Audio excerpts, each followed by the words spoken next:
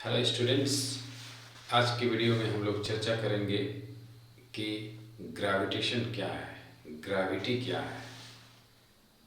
आप जब भी सुनते हैं ग्रेविटी, तो फोर्स ऑफ ग्रेविटी को जब आप डिफाइन करते हैं तो यही कहते हैं कि ये अर्थ का ग्रेविटी है।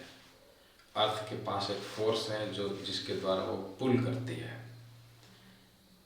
और जब मास ऑफ द बॉडी और वेट ऑफ द बॉडी की भी चर्चा होती है तब आप यही कहते हैं कि weight of the body means the force by which earth attracts the body towards its centre. तो क्या बाकी ऑब्जेक्ट्स दुनिया में हैं या यूनिवर्स में बाकी जो प्लैनेट्स हैं, क्या उसमें ग्रेविटी नहीं है? इस चीज़ को समझने की कोशिश कीजिए। ऐसा नहीं है कि ग्रेविटी नहीं है। ऐसा कहानी भी आपने सुना होगा कि जब एप्पल गिरता है, न्यूटन बैठे हुए रहते हैं, तब वो सोचने लगते हैं कि क्या एप्पल को अट्रैक्ट किया अर्थ ने, तो क्या एप्पल अट्रैक्ट नहीं करती है अर्थ को? इस पर हम लोग समझने की कोशिश करेंगे। बाद में उन्होंने स्टडी किया और पाया कि ग्रेविटी सभी ऑब्जेक्ट्स में होता है। अपना अपना फोर्स है अट्रैक्ट करने का। किसी के पास कम है, किसी के पास ज़्यादा है। कहने का मतलब वो मास पर डिपेंड करता है या नहीं करता है, इस पर भी डिस्कशन होगी। अब यहाँ पर है कि फोर्स ऑफ ग्रेविटी डिपेंड करता है जनरली किस चीज़ों पर। मास पर तो डिपेंड करता ही है। वो कैसे करता है? तो चलिए हम लोग समझते हैं कि ग्रेविटी ठीक है सभी ऑब्जेक्ट्स में होती है, लेकिन यूनिवर्सल लॉ ऑफ ग्रेविटेशन जब न्यूटन ने दिया, हम लोग यहाँ से अपना चर्चा शुरू करते हैं। तो न्यूटन्स लॉ ऑफ ग्रेविटेशन जो हमने बोर्ड पर पहले ही लिख रखा है ताकि यहाँ से आगे बढ़ने में जल्दी हो सके, जल्दी समझ सके। Universal law of gravitation, every object in the universe.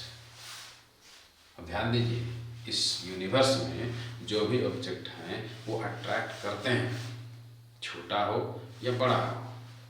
तो आगे कहता है कि they will exert a force. Meaning क्या है? मान लीजिए ये बॉडी है ए, दूसरा बॉडी है बी, और दोनों का सेंटर से डिस्टेंस ले लीजिए डी। मतलब सेपरेशन गैप जो है वो डी है। Mass of the body 1 and mass of the body B, जिसको ले लीजिए 2, मतलब m2। अब ध्यान दीजिए क्या कहता है। यूनिवर्सल लॉ ऑफ ग्रेविटेशन के हिसाब से अगर यदि लीजिएगा, अकॉर्डिंग टू यूनिवर्सल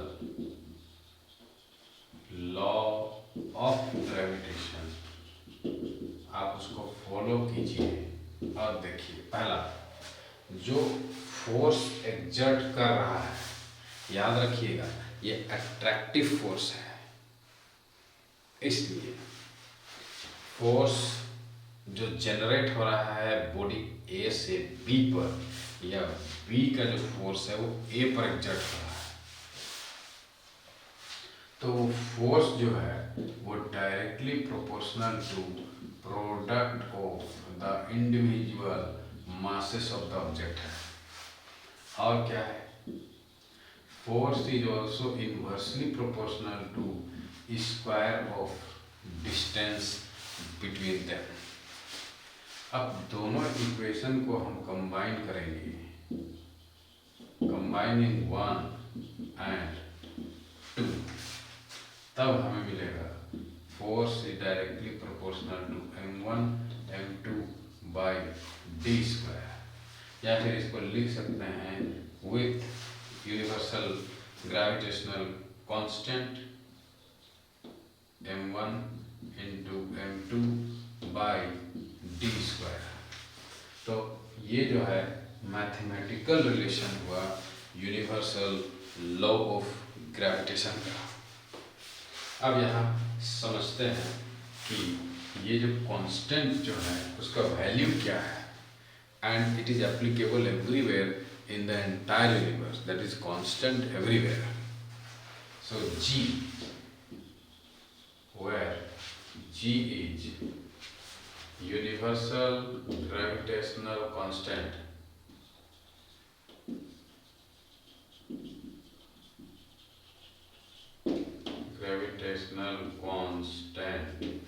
और G का वैल्यू है 6.673 इंटू 10⁻⁻11. अब यूनिट पर ध्यान दीजिए तो F इंटू डी होगा, द न्यूटन पर metre square per kilogram square. तो इस तरह से G का वैल्यू भी इम्पॉर्टेंट है, जो कैलकुलेशंस में काम आएगा, और इसलिए इसको याद रखने की ज़रूरत है. अब स्टूडेंट्स यहाँ पर ध्यान दीजिए, ये यूनिट जो लिखे हैं वो कैसे आया है. अब यहाँ से एक चीज़ तो क्लियर है कि ऑब्जेक्ट्स अट्रैक्ट करते हैं. मतलब न्यूटन अगर यदि बैठे हुए थे एप्पल पेड़ के नीचे, मतलब एप्पल भी अर्थ को अट्रैक्ट करता है. इस लॉ से समझ में आया. इसका मतलब ये नहीं है कि लॉ पहले आया, एप्पल गिरने वाला इंसिडेंट बाद में आया, ऐसा नहीं है. एप्पल गिरने वाले इंसिडेंट के बाद ही जो कन्फ्यूजन क्रिएट हुआ या सोचने को मजबूर हुए न्यूटन, तब उन्होंने स्टडी किया, अप्लाई किया, एक्सपेरिमेंट्स किए, और तब समझ में आया कि नहीं, ग्रेविटी सभी ऑब्जेक्ट्स में होती है. मतलब सभी ऑब्जेक्ट्स के पास फोर्स ऑफ ग्रेविटी है, अट्रैक्ट करेगा. अब ध्यान दिया जाए unit of capital G, that is universal gravitation constant.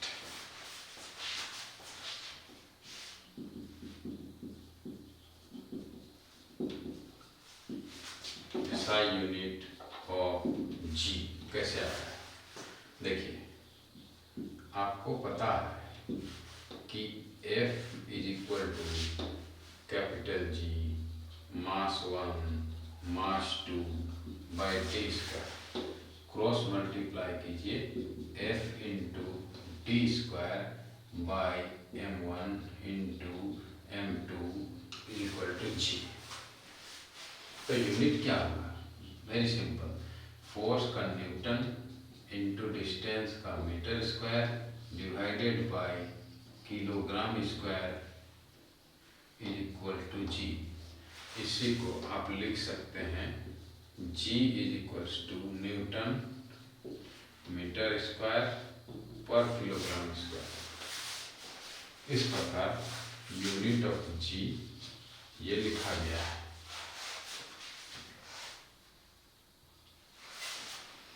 अब आगे बढ़ते हैं. जो हमें समझना है,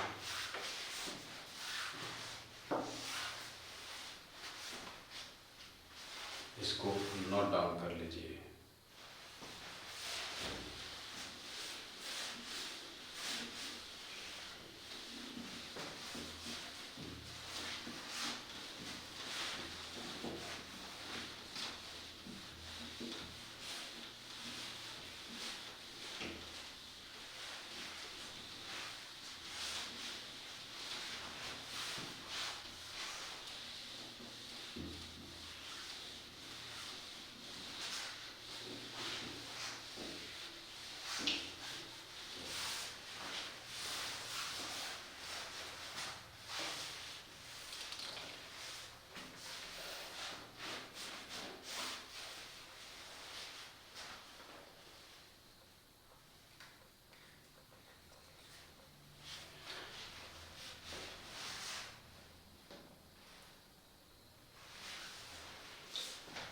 ओके, अब हम लोग इस यूनिवर्सल लॉ ऑफ ग्रेविटेशन से एक रिलेशन इनवर्स स्क्वायर का डेवलप है, उससे कोशिश करेंगे समझने का कि अगर डिस्टेंस को आधा घटा देते हैं या डिस्टेंस को 2 गुना ऑब्जेक्ट्स के बीच में बढ़ा देंगे तब फोर्स में क्या चेंजेस आएगा, क्योंकि बाकी चीज़ें तो कांस्टेंट है। इमेजिन कीजिए, उसको कहेंगे इन्वर्स स्क्वायर रूल।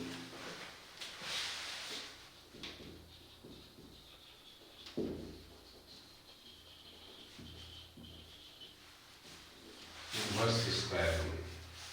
अब ध्यान दीजिए कि मान लीजिए कि ये ऑब्जेक्ट है, अब दो ऑब्जेक्ट के बीच में सेपरेशन का डिस्टेंस d है। मास ऑफ ऑब्जेक्ट 1 m1 और मास ऑफ ऑब्जेक्ट 2 m2 है।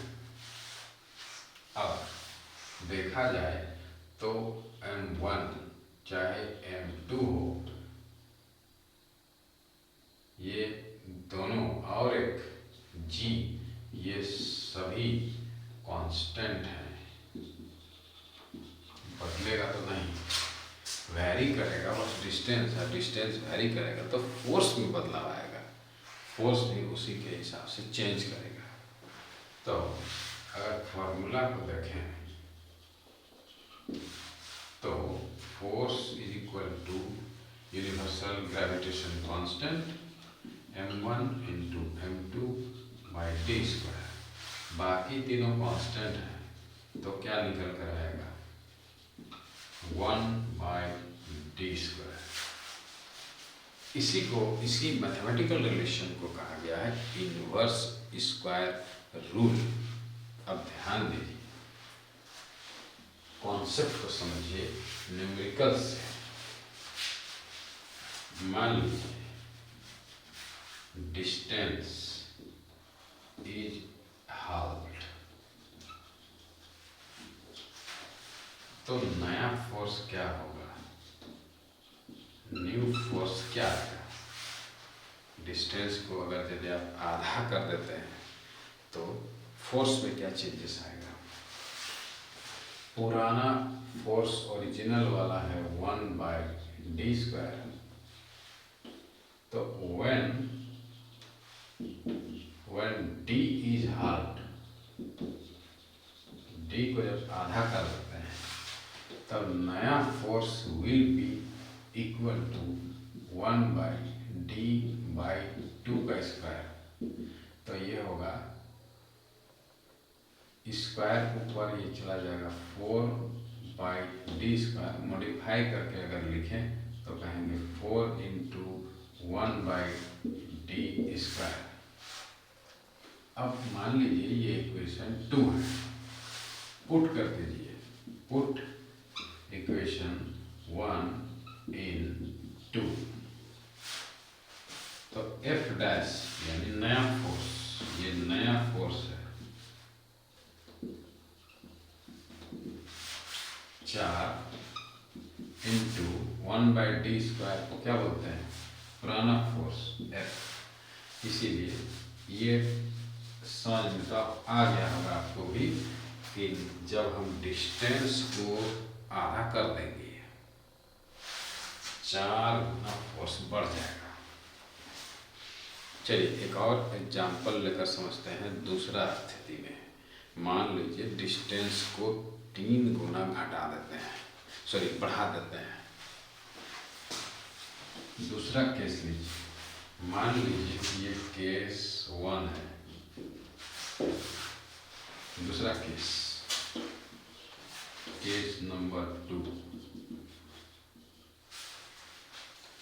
If distance is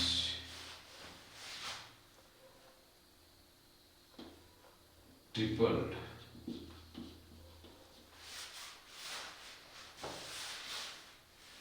to 3D कर दिया जाए तब क्या आएगा, तब नया फोर्स क्या होगा, देन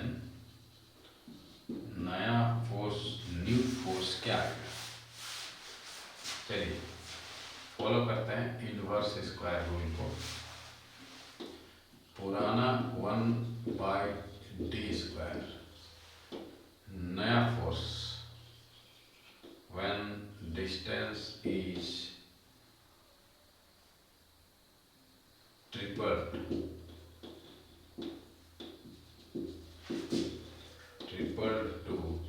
3D, 3 गुना बढ़ा सकते हैं। देन न्यू फोर्स क्या आएगा? New force will be equal to 1/3D का स्क्वायर। सो 1/3 3 जा 9D स्क्वायर, या इसको मॉडिफाई करके अगर लिखें तो 1/9 इंटू 1/D स्क्वायर। तो ये हो गया नया फोर्स। अब यहाँ पर भी हम लोग पुट करेंगे, पुट इक्वेशन 1 in 2.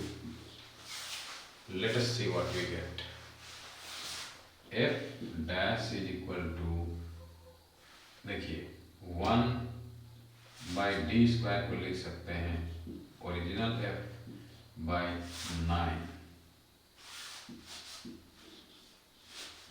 इसका मतलब नया फोर्स जो होगा वो 1/9 ऑफ द ओरिजिनल फोर्स होगा। तो इस प्रकार इनवर्स स्क्वायर रूल क्लियर हो चुका है। वैल्यूज में भी गिवन, मान लीजिए फोर्स का वैल्यू दिया हुआ है, then you can calculate based on this concept.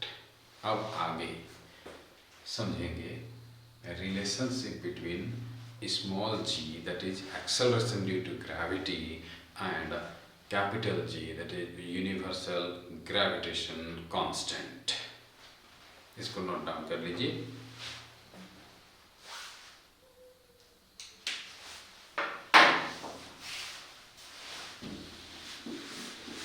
So let us now discuss about the relationship between acceleration due to gravity and universal gravitation constant।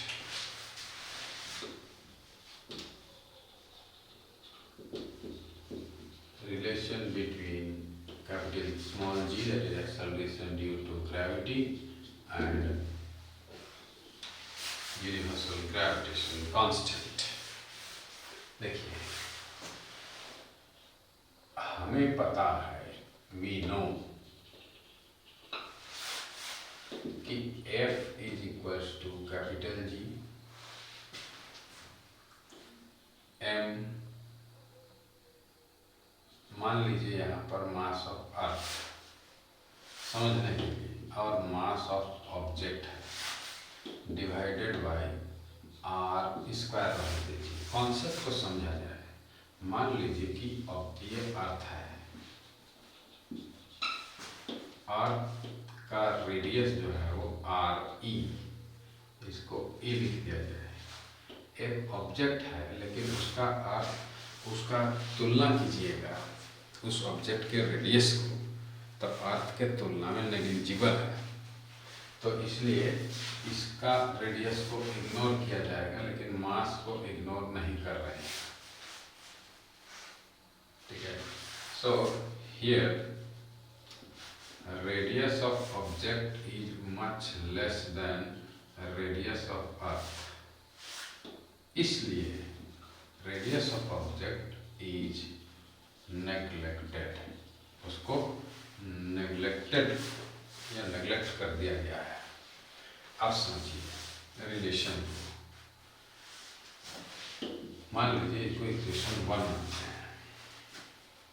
Object है, फोर्स एक्सपीरियंस कर रहा है, तो ऑब्जेक्ट भी फोर्स एक्सपीरियंस करेगा, इसलिए considering F is equals to mass of object into acceleration due to gravity. तो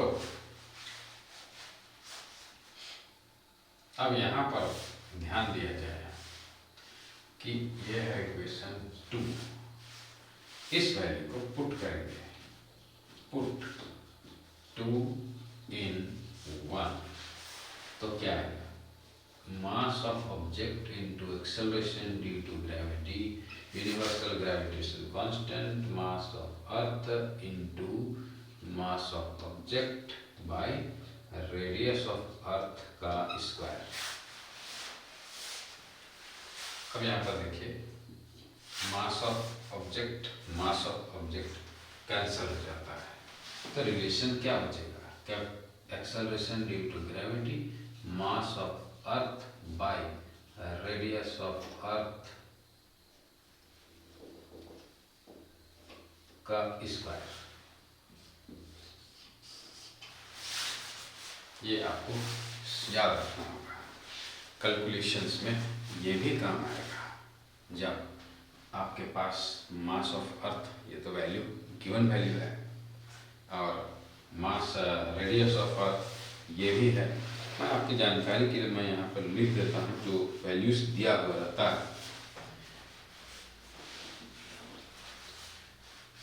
अब कोई कहे कि to calculate the value of G, to calculate the value of acceleration due to gravity। ये value है with reference to earth, मतलब अर्थ के surface पर वैल्यू क्या होगा। लॉजिकली अगर जैसे दिमाग लगाइएगा तो समझने की कोशिश कीजिए। पोलर रीजन में थोड़ा सा दबा हुआ है अर्थ, और दबे होने के कारण सेंटर से कंपेयर कीजिएगा तो डिस्टेंस, तो ये जो है यहाँ पर डिस्टेंस बड़ा होगा और इधर डिस्टेंस छोटा होगा। इसका मीनिंग समझिए। एट इक्वेटर डिस्टेंस बढ़ रहा है, डिस्टेंस बड़ा है। अभी पढ़े हैं इनवर्स स्क्वायर रूल में, डिस्टेंस जब बढ़ेगा तो फोर्स घटेगा। एट इक्वेटर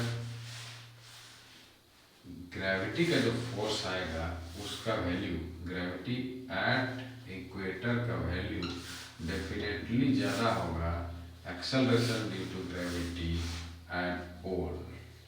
ये याद रखिएगा। उसके पीछे रीजन हम बता दिए कि वो पोलर रीजन में अर्थ को दबा हुआ माना गया है।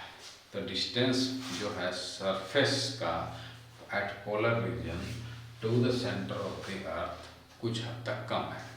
कम होने के कारण फोर्स ज़्यादा है। तो यहाँ पर इसको हमने उल्टा लिख रखा है। एक्सेलरेशन ड्यू टू ग्रेविटी जो होगा वो पोल पर ज़्यादा होगा। अब आगे बढ़ते हैं।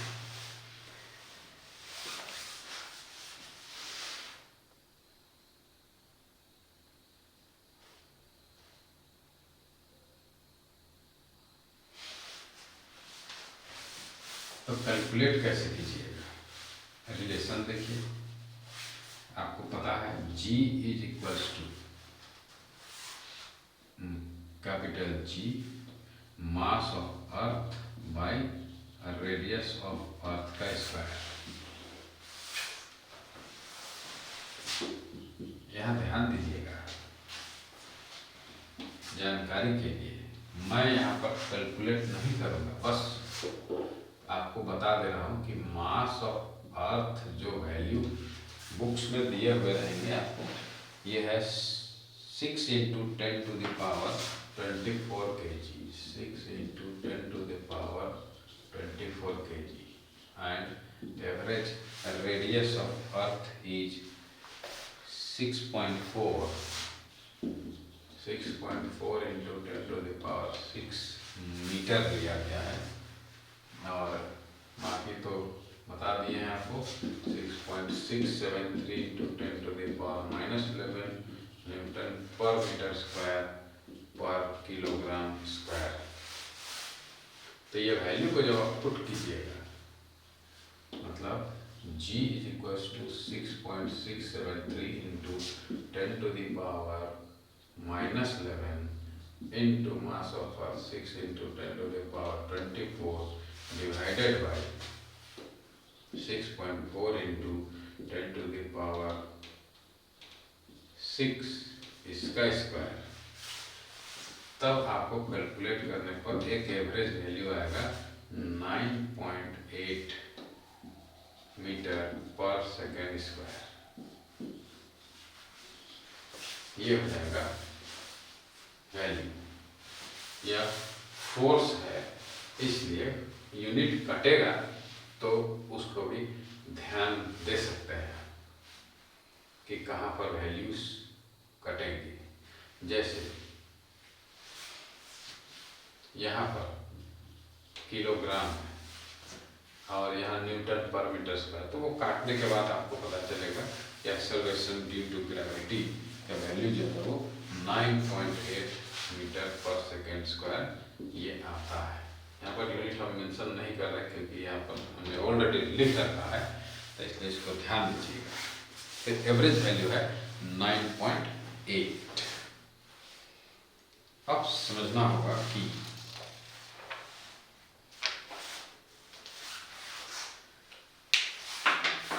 रिलेशन जो अभी आप सीखे हैं, तो इसको पहले नोट डाउन कीजिए। फ्री फॉल क्या होता है? बॉडी को कब कहेंगे कि वो फ्री फॉल है? ध्यान दीजिए, जब ऑब्जेक्ट को हम यहाँ छोड़ देते हैं, मान लीजिए ये मार्कर का ढक्कन है, इसको हम छोड़ देते हैं, गिरते वक्त हमने कोई फोर्स नहीं लगा रखा है, बस हमने ड्रॉप किया, फेंका नहीं है, ड्रॉप किया है, ये रहा फ्री फॉल। क्यों? आपने छोड़ा, लेकिन due to force of gravity ये नीचे आ रहा है, इसलिए इसको फ्री फॉल कहेंगे। तो डेफिनेशन अगर कोई पूछे कि free fall of an object क्या है, तो बोलिएगा an object is said to be under free fall if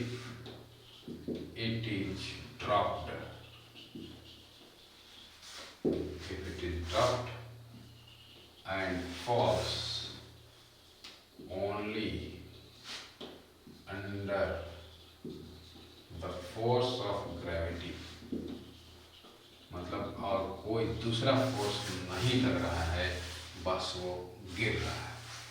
तो मान लीजिए कि कोई ऑब्जेक्ट है जिसका मास m है और नीचे गिर रहा है सरफेस पर, तो उस पर एक्ट क्या कर रहा है? Force of gravity.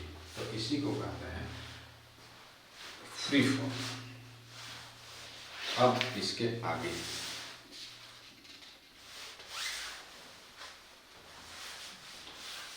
इसका कैलकुलेशंस कैसे कीजिएगा कि कितनी रफ्तार से गिर रहा है या टच करेगा, उस समय उसका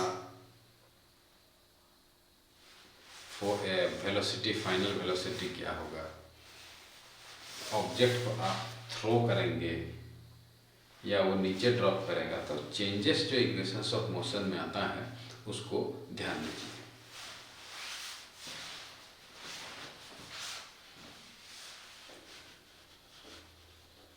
अब आप लोग जो पढ़े हैं वह इक्वेशंस ऑफ मोशन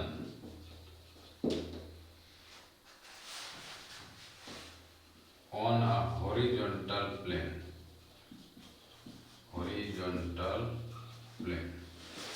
मतलब ऑब्जेक्ट जब सरफेस पर रन कर रहा है, यह है सरफेस, इस पर जब वो रन कर रहा है या मूव कर रहा है, तब उस कंडीशन में आपके पास तीन इक्वेशन था। पहला v is equal to u plus at,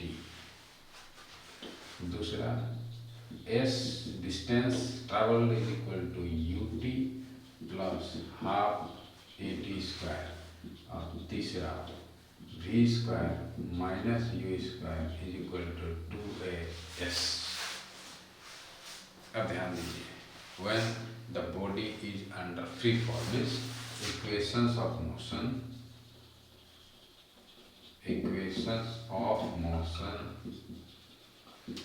for a body, for an object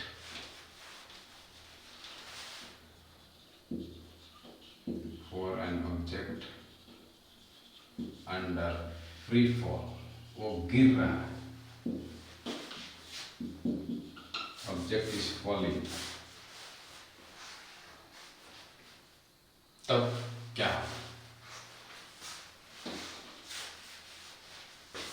तब पहला v is equal to u plus G T होगा,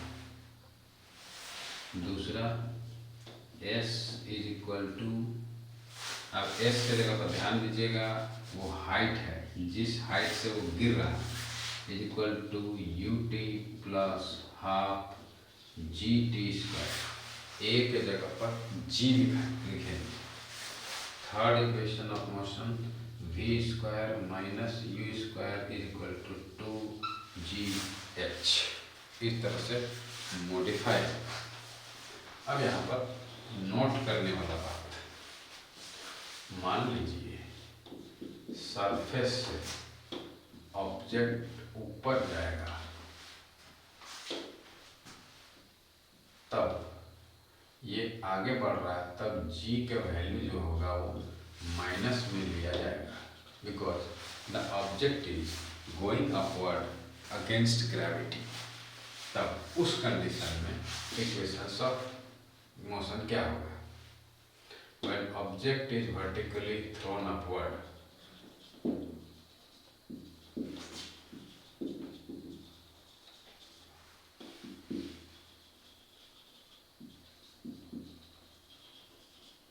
उस कंडीशन में क्या होगा?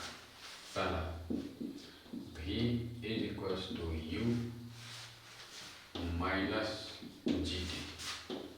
Number 2 h is equal to U T minus half G T square. Number 3 v square minus you square is equal to minus 2gh।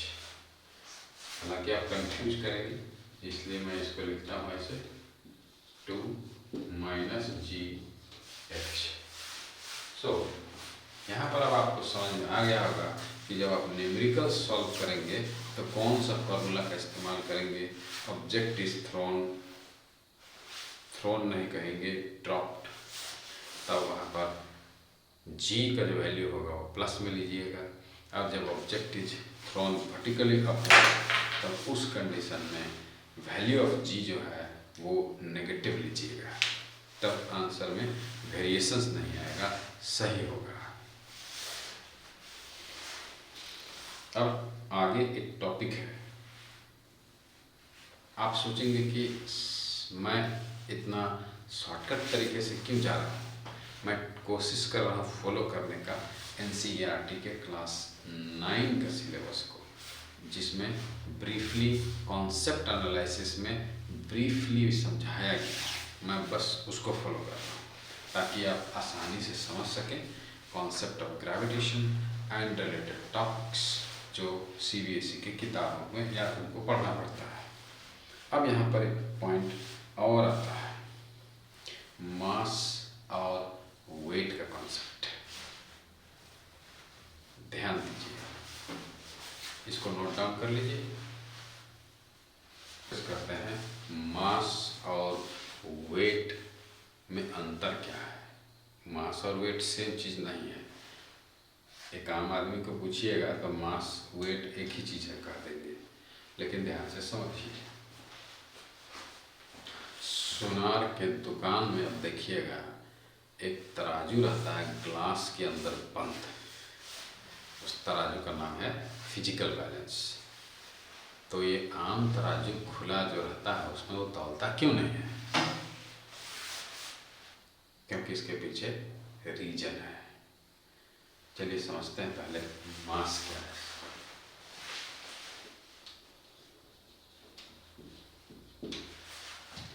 मास कहने का मतलब हो गया कि quantity of matter, quantity of matter contained in a body, वो उसका मास होगा।